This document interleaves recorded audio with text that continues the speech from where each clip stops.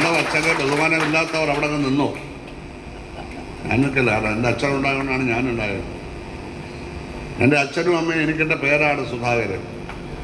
അത് മാറ്റി നിങ്ങൾ എന്തെല്ലാം പേരായിട്ട് സുധാ കുരൻ മറ്റത് മറിച്ചതൊക്കെ നിങ്ങളുടെ പേരിട്ടല്ലേ. അവസാനം ബഹുമാനനായ മുഖ്യമന്ത്രി എനിക്ക് പുതിയൊരു പേരിട്ടു, ചെറ്റ. അപ്പം ഞാൻ ഇത്ര വിശദമായി ഇവിടെ സുകുൽജി പറഞ്ഞ പോലെ ഞാൻ അവിടെ സംസാരിച്ചോളാം, അതെല്ലാം ആവർത്തിക്കുന്നില്ല. പക്ഷേ ചെറ്റായ ഞാൻ ഓണാട്ടുകാരൻ ജനിച്ചയാളാണ്, പക്ഷേ ആലപ്പുഴയുടെ എനിക്ക് ബന്ധമുണ്ടോ, പിന്നെ ഒരുപാട് ബന്ധുക്കളൊക്കെ ഈ പ്രദേശത്തുണ്ട്. ചെറ്റ എന്ന് പറഞ്ഞാൽ ചെറ്റപ്പുര, പാവപ്പെട്ടവൻ്റെ പൂര, ചെറ്റക്കുടിൽ. ഏറ്റവും ദരിദ്രരായ പാവങ്ങളുടെ വീടിനാണ് ഈ പറയുന്നത് ചെറ്റപ്പുര ഇതൊക്കെ പറയുന്നത്. അവരെയാണ് അവമാനിച്ചിരിക്കുന്നത്. ഓടാ ചെറ്റ എന്ന് പറയുന്നത് വേറൊരു പ്രയോഗമാണ്. ഇത് നാനാർത്ഥങ്ങളുള്ളതാണ് ഭാഷ. അതിലേറ്റവും നല്ലതാണ് ചെറ്റപ്പുര, പാവപ്പെട്ടവൻ്റെ വീട്.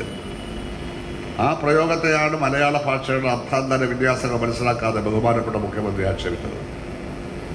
ശാസ്ത്രജ്ഞന്മാരും ബുദ്ധിജീവികളും പ്രൊഫസർമാരും അധ്യാപകരും കലാകാരന്മാരും തൊഴിലാളികളും കൃഷിക്കാരും യുവാക്കളും സ്ത്രീകളുമെല്ലാം ഉള്ള സർവ വൈജ്ഞാനിക സമൂഹങ്ങളും സർവ്വ സാമൂഹിക സമൂഹങ്ങളും കേരളത്തിൽ സംസാരിക്കുമ്പോൾ സൂക്ഷിക്കണം, പദങ്ങൾ ഉപയോഗം സൂക്ഷിക്കണം. പക്ഷെ ഞാൻ അദ്ദേഹത്തെ അങ്ങനെ ഒന്നും തന്നെ വിളിക്കാൻ ആഗ്രഹിക്കുന്നില്ല, വിളിക്കത്തുമില്ല. പക്ഷേ ഇതൊക്കെ രാഷ്ട്രീയമല്ല, ഇത് ഭരണഘടനാ വിരുദ്ധമാണ് അങ്ങനെ വിളിച്ചത്. മുഖ്യമന്ത്രി സ്ഥാനത്തോട് ഇരിക്കാൻ യോഗ്യതയില്ലാത്ത കാര്യമാണ് ആ വിളി. കാരണം ഒരു ഒരു അസംബ്ലി സ്ഥാനാർത്ഥിയെ വേറൊരു സ്ഥാനാർത്ഥിയെ ചീത്ത വിളിക്കുകയാണ്. അത് ഭരണഘടനാ വിരുദ്ധമാണ്. ഇലക്ഷൻ കേസ് കൊടുത്താൽ പ്രശ്നമാവും. ഞാനതൊന്നും എൻ്റെ കാശില്ല ഇലക്ഷൻ കേസ് കൊടുക്കാൻ. അതുകൊണ്ട് മാത്രമല്ല ഞാനൊന്നും പോകുന്നില്ല. ഇതൊക്കെ മനസ്സിലാക്കിയിരിക്കണം. മുഖ്യമന്ത്രി എന്ന് പറഞ്ഞാൽ കേരളത്തിലെ ഭരണഘടനയുടെ സംരക്ഷകനാണ്. ഭരണഘടനാപരമായ എല്ലാ കാര്യങ്ങളും ചെയ്യാൻ ബാധ്യതപ്പെട്ടയാളാണ്. ഇവിടെ റഷ്യയിലെപ്പോൾ ഞങ്ങൾക്കിപ്പോൾ വിപ്ലവം നടത്താൻ പറ്റില്ല. കാരണം നിലവിലുള്ള എല്ലാ സംവിധാനത്തെ എടുത്ത് കളയുന്നതാണ് വിപ്ലവം. അതാണ് നിലവിലുള്ള സംവിധാനം ഒന്നും ബാക്കിയുണ്ടാവില്ല. അതൊന്നും ഇപ്പോൾ ഇവിടെ നടക്കുന്ന കാര്യമല്ല. പക്ഷേ ആശയങ്ങളൊക്കെ ലോകത്തുണ്ട്. അപ്പോൾ ഇതെല്ലാം മനസ്സിലാക്കിയിട്ട് വേണം ചെറ്റായെന്നൊക്കെ വിളിക്കാൻ. പലരെയും വിളിച്ചു. വികൃഷ്ട ജീവി എന്ന് വിളിച്ചു ബിഷപ്പിനെ. പിന്നെ പ്രേമേന്ദ്രനെ എന്താ കുലബുദ്ധിയെന്ന് പരനാറിയെന്ന് വിളിച്ചു. എന്തിനാണ് അങ്ങനെയൊക്കെ വിളിക്കുന്നത്? ഇവിടുത്തെ സുമുഖനും നല്ല പാർലമെന്റേറിയനുമായ പ്രേമേന്ദ്രനെ പരനാറിയ. അയാൾക്ക് വല്ല നാറ്റമുണ്ടോ? അയാൾക്കൊരു നാറ്റമില്ല. അയാൾ വളരെ നന്നായി മാന്യമായി കുടിച്ച് വസ്ത്രധാരണം നടത്തി ജീവിക്കുന്ന ആളാണ്. ഇടതുപക്ഷ മുന്നണിയിൽ 2006 വികസനം എൻ്റെ കൂടെ എൻ്റെ അടുത്തിരുന്ന മന്ത്രിയാണ് അയാൾ. പ്രഗത്ഭനായ മന്ത്രിയാണ് അയാൾ. ചെറിയ മന്ത്രിയൊന്നുമല്ല, ചെറിയൊരു പാർട്ടിയായി പോയതേ ഉള്ളൂ. പ്രഗത്ഭനായ മന്ത്രിയാണ് അയാൾ. വാദപ്രതിവാദങ്ങളിൽ വെന്നിക്കൊടി പാലിക്കുന്നയാളാണ് അയാൾ. അദ്ദേഹം ഇപ്പോൾ UDF-ന്റെ കൂടെയാണ്. അപ്പം അങ്ങനെയൊക്കെ സംസാരിക്കാനുള്ള അവകാശം നമുക്ക് എന്താണ്? നമുക്ക് ആര് അധികാരം തന്നു? ആരും അധികാരം തന്നല്ല. അപ്പോൾ ജനങ്ങൾ ചിന്തിക്കുന്നത് ഇങ്ങനെയുള്ള ആളുകളൊക്കെ അധികാരത്തിൽ ഇരുന്ന് നമ്മുടെ സ്ഥിതി എന്തായി? ഇതാണ് വെച്ചത്. എത്ര പേരെയാണ് പാർട്ടിക്ക് എതിരാക്കുന്നത് ഓരോ ദിവസവും? എത്ര പേര്? വാസ്തവത്തിൽ കോൺഗ്രസ്സുകാർക്ക് സന്തോഷിക്കാം. കാരണം നിങ്ങൾക്ക് ആളെ കൂട്ടി തരുന്നതിൽ നിങ്ങളുടെ പ്രവർത്തനം മാത്രമല്ല, മുഖ്യമന്ത്രി ഒരു പങ്ക് വഹിക്കുന്നതാണുള്ളത്. നിങ്ങൾ സന്തോഷിക്കാം. അദ്ദേഹം നിങ്ങൾക്ക് വേണ്ടി വോട്ട് പിടിച്ച് തന്നുകൊണ്ടിരിക്കുകയാണ്. മനസ്സിലായില്ലേ? നിങ്ങളുടെ പ്രവർത്തനം കൊണ്ട് കിട്ടുന്നുണ്ട്. അപ്പോൾ തീർച്ചയായും നമ്മളൊരുപാട് ചിന്തിക്കണം. ചിന്തിച്ച് മാത്രമേ ഒരു സമൂഹം മുന്നോട്ട്. ചിന്താശക്തി ഇല്ലാത്ത തലമുറയെ ഉണ്ടാക്കാനാണ് ശ്രമിക്കുന്നത്. ചെറുപ്പക്കാരെല്ലാം പട്ടുപോവുകയാണ്.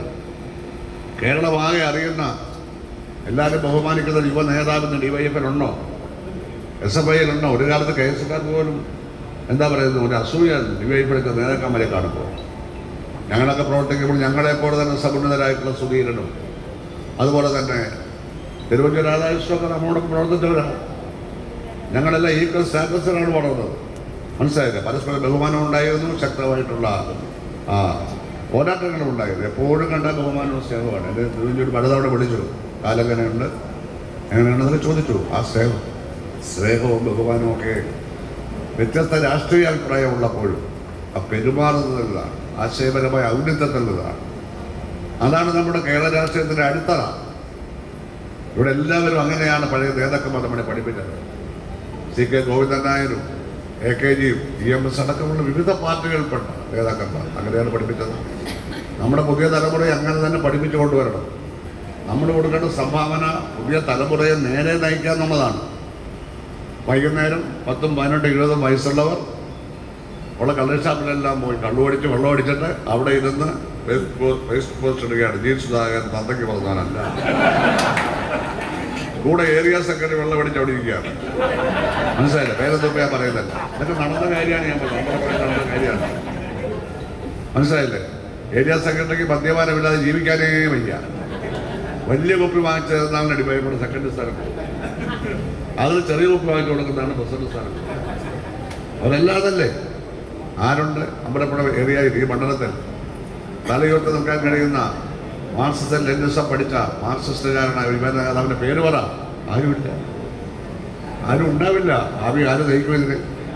ഈ പ്രസ്ഥാനത്തെ ആരും നയിക്കും? ഇവിടെ കോൺഗ്രസും കമ്മ്യൂണിസ്റ്റ് പാർട്ടിയും ആവശ്യമാണ്. 2 മതനിരപേക്ഷ പാർട്ടികളാണ്. രാജ്യത്തോട് ഒരുമിച്ച് നിൽക്കുകയാണ്. സ്ഥിതിഗതികൾ മാറി മാറി വരും. വർഗീയതയുടെ ശക്തികളൊക്കെ പിന്നോട്ട് വീണ്ടും പോകും. മുമ്പൊരിക്കൽ പോയതാണ്, കുറച്ച് മുന്നോട്ട് ഇനിയും പോകും. അപ്പോൾ ഇത്തരം കാര്യങ്ങളൊക്കെയാണ് ജനങ്ങളോട് എനിക്ക് പറയാം.